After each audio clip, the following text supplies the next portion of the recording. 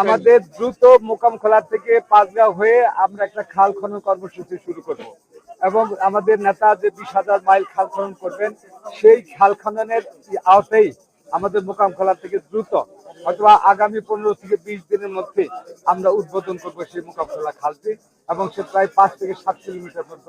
প্রথম আমরা যে খালটি অস্তিত্ব আছে সেটাকে খনন করব, তারপরে কিছু অবৈধ স্থাপনা আছে, পরবর্তী পর্যায়ে সেগুলোকে উচ্ছেদ করে আমরা সেই কাজগুলো শেষ করব।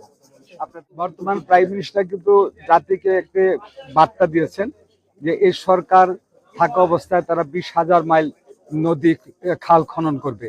সেখানে এই রজত দেখা এটাও যদি আমাদের সেই খালের অংশ বিশেষ থাকে তাহলে আমরা আশা করব যে এই সরকারের মধ্যে দিয়ে এই খালটাও আমরা খনন করব। যদিও এখানে যদি কোনো অবৈধ স্থাপনা থাকে এটা সরকার তার খালের বৈধতার প্রশ্ন সেগুলিকে উচ্ছেদ করবে, উচ্ছেদের মধ্যে দিয়ে এই খালটাকে বাইক করবে এবং এই খালগুলো তো সাধারণত সেচ ব্যবস্থার জন্য সবচেয়ে বেশি প্রয়োজন।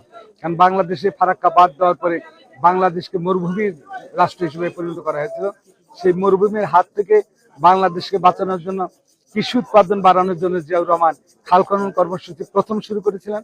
আজকে সেই 17টি বছর পরে আবার তারই সন্তান জনরা তারেক রহমান এই খাল খনন কর্মসূচি আধুনিক আকারে শুরু করেছেন এবং আশা করব যে এই খাল খনন কর্মসূচির মধ্য দিয়ে বাংলাদেশে অধিক খাদ্যশস্য উৎপাদন হবে, যেটা জিয়াউর রহমান করেছিলেন। সেই খাদ্যশস্য উৎপাদনের মধ্য দিয়ে রপ্তানিও করেছিলেন।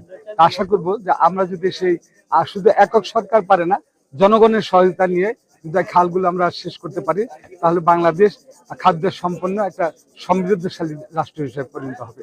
আমরা আশা করব যে শুধু আমরা না, আমাদের যে খাদ্যশস্য উৎপাদন হবে আমরা এই খাদ্যশস্য এক্সপোর্ট করে দেশে আমরা অর্থনৈতিক উন্নয়ন সাধন করতে পারবো।